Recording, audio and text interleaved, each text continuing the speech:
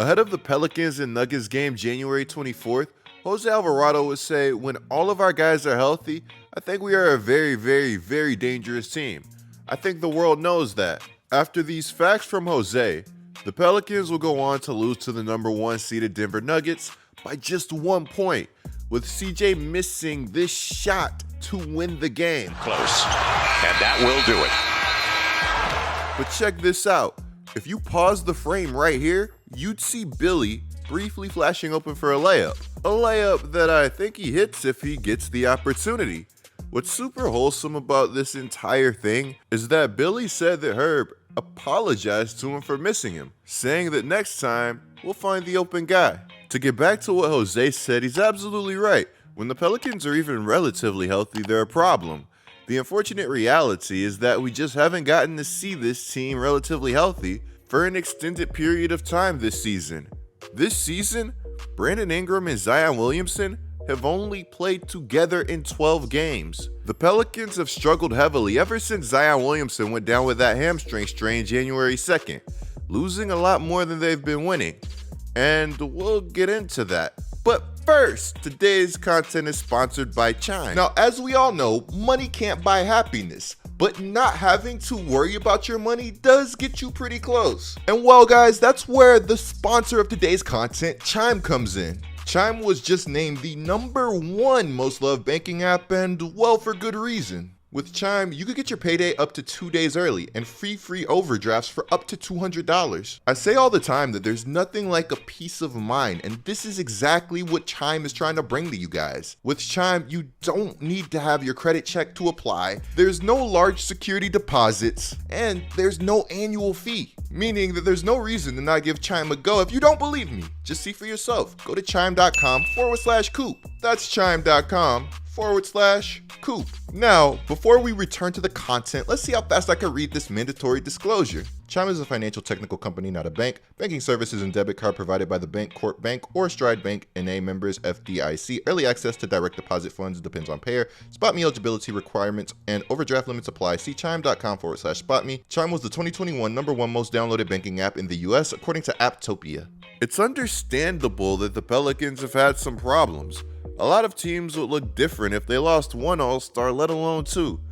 I mean, have you guys seen the Clippers or the content that I uploaded the other day on them? When they're completely healthy, there's reason for optimism. When they're not, it's like the sky is falling.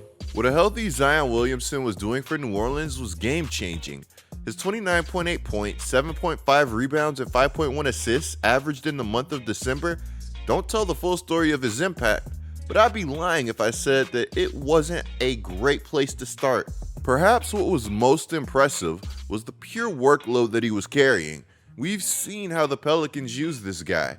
In December, Zion Williamson was playing over 35 minutes per game with heavy usage and looking good doing it. I can already see the type of comments that last line by me is going to attract, and I'd just like to say that I understand. Now, with as good as Zion Williamson has looked, Brandon Ingram has looked good too, competing every single night when he's been healthy, doing whatever it takes to win. Before B.I. went down with that toe injury, he was averaging 20.8 points, 5.1 rebounds, and 4.7 assists, shooting 47.2% from the field and 46.7% from 3. Not only was Brandon Ingram very efficient, but he was also very unselfish. Qualities that you love to have in a leader.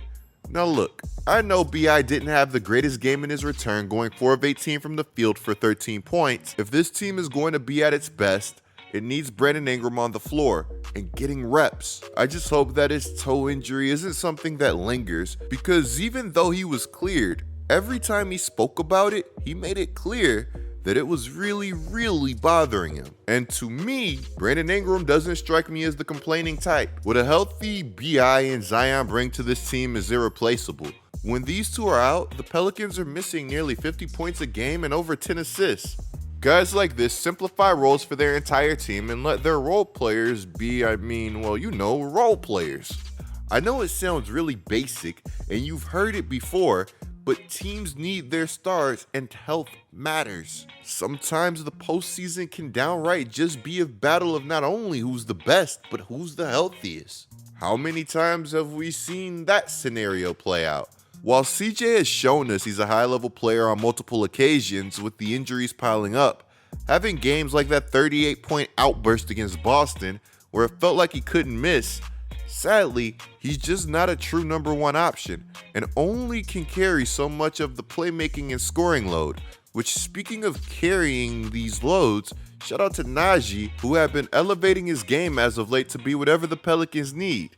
Throughout the very high highs and the lows of this season, I remain incredibly optimistic, and the Pelicans actually have recently received some good news in the form of injury updates and trade rumors. Now, I know some people watching this are probably wondering how trade rumors could be good news. Well, while I've been kind of back and forth on if the Pelicans should make a move or not, their recent losing streak has told me everything that I need to know. Let's start off with the Zion Williamson injury update.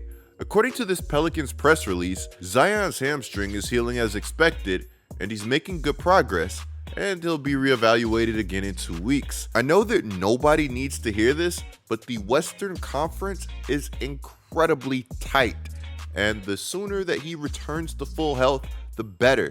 At the moment, the Pelicans are actually only a few games away from sliding into that dreaded play-in spot that they benefited from a season ago. To move on to the trade rumors, things have been heating up in New Orleans. For starters, Pelicans big Billy Gomez, who's a very talented bench big, has felt underappreciated after winning the Eurobasket MVP, and he's also felt that he hasn't been getting the playing time that he deserves. This actually wouldn't be the first time that the low post specialist has had a problem with PT in his career. Now, I'm sure a decent number of you guys are probably wondering why this is even worth mentioning. Well, check this out. Billy is a very solid player who has the potential to hold their own, even in the starting lineup.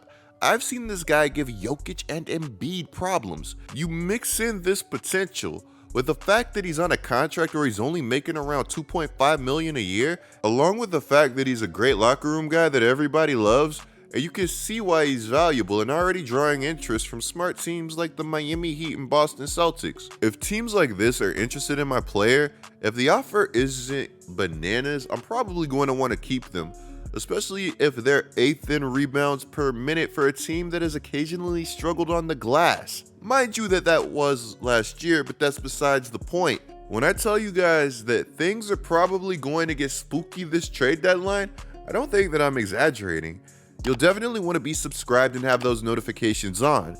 We'll be seeing teams like the Raptors, who are loaded with assets and that have underachieved this season, potentially turn into sellers around the deadline and go through a retool building around young potential cornerstones like 6ix9ine stat sheet stuffer Scotty Barnes. Though Kevin O'Connor kind of killed the noise, noting that the Raptors wouldn't move Siakam or OG unless the trade was enormous, in the ballpark of 2 or 3 unprotected firsts or young players of near equal talent, we've seen reports from Shams like this one that states if the Pelicans really wanted to get serious about Siakam or OG, that they'd have all of the picks in the world to do so.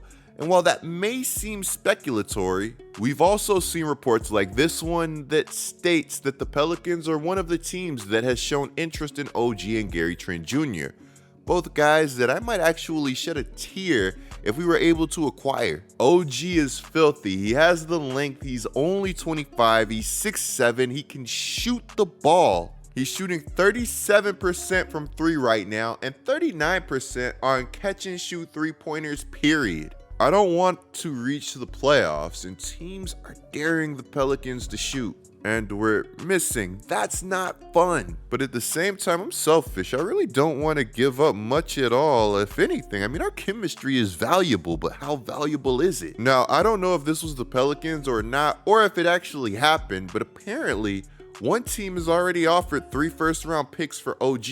Naturally, the Pelicans' rumored interest wouldn't stop with the Raptors. I've seen reports that this team has had eyes on Bojan Bogdanovic, as it feels like every team does, and also that they've had eyes on ATL's own John Collins. I'd like more shooting, and Bogdanovic doesn't really seem too expensive.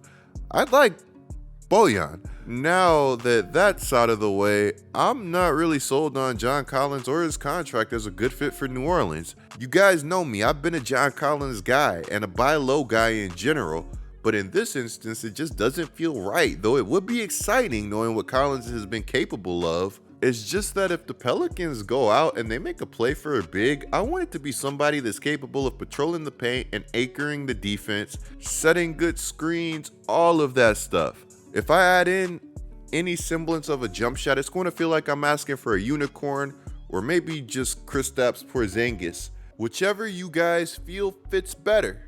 If Kristaps really did not have all those injuries, I'd go berserk over the thought of adding him to this roster. That is, if for whatever reason the Pelicans just didn't feel like rocking with Jonas long term. The Pelicans are in a great position to make a move. Remember what that CJ trade did for this team last year. Let me know if you guys think that the Pelicans have a move in them and who you think would be the perfect fit for this roster. At the very least, I'm adding more shooting and I'm trusting in David Griffin because I believe at this moment in time that he's earned my benefit of the doubt, no matter how situational that might be.